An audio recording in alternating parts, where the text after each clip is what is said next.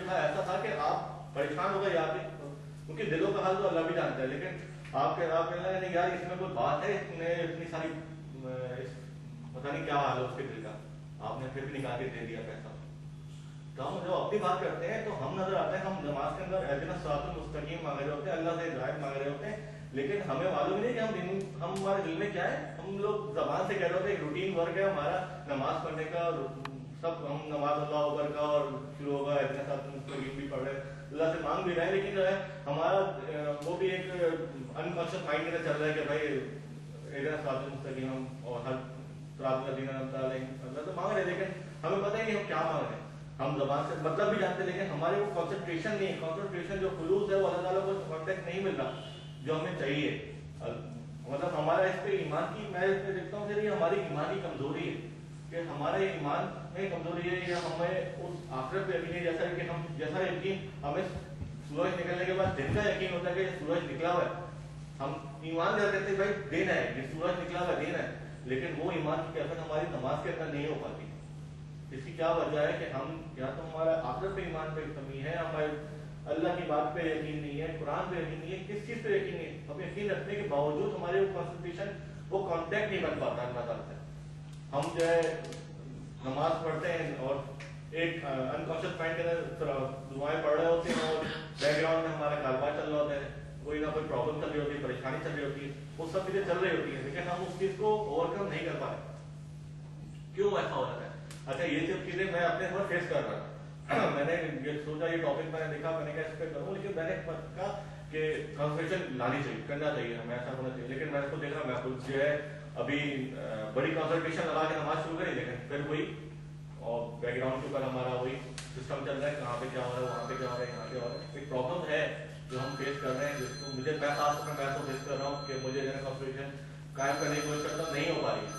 تو وہ کنسنٹریشن کے لیے پھر شام کو مغرب کی نماز کے بعد مجھے ایک وہ ہمارے ہی یہاں پہ سعد اللہ صاحب کی ہم نے ورک شاپ کے اندر وہ بات ہم نے کہی تھی کہ آپ جو ہے اس کو تلاوت کو جو بھی آپ کنسنٹریشن کریں تو اس کو آپ تھوڑا سا لاؤڈ کریں، اتنا کریں کہ آپ خود سن سکیں.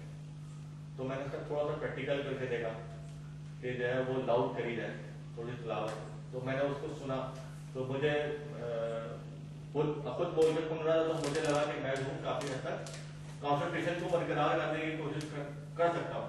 لیکن یہ میں نے صرف ایک یا دو نمازوں کے اندر ہی میں اس کو کر کے دیکھا، میں نے آگے نہیں کر سکا. تو ٹاپک تو میرا بہت کوئی لمبا نہیں ہے، لوگ تو اس پہ گھنٹوں بات کر سکتے ہیں، لیکن میرے پاس کوئی اتنی بات کرنے کی تھی نہیں کہ میں اس پہ تو زیادہ بول سکوں. جیسا کہ ماشاء اللہ ریاض بھائی نے آگے دلائل اور باتیں کری، میرا اتنی ورکنگ کری بھی نہیں تھی. مجھے نہیں اندازہ تھا کہ یہ جو صرف وہاں بیٹھ کے بات کرنا اور یہاں آ کے بات کرنے میں کتنا ڈفرینس ہو جاتا ہے.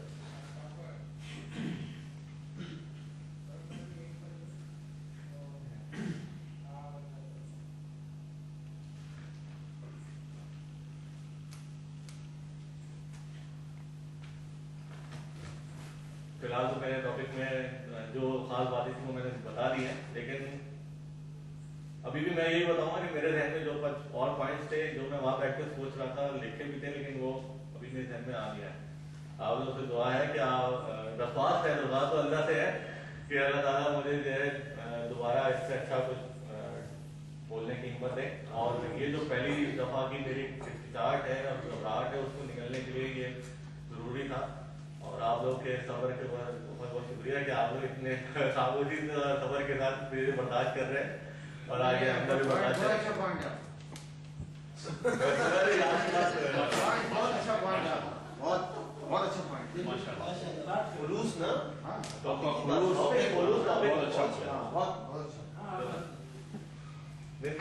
خدافظ کرنے والا تھا بھائی نے بہت اچھا ٹاپک کر کے مجھے روکنے کی بات کر رہے ہیں. تھوڑا سا بات کرنے سے ہی تھوڑا سا ہچکچاہٹ ختم ہوتی ہے. تو فی الحال تو ٹائم میں اتنا ہوا نہیں ہے، لیکن پھر بھی زیادہ دیر تو پریشانی ہوگی.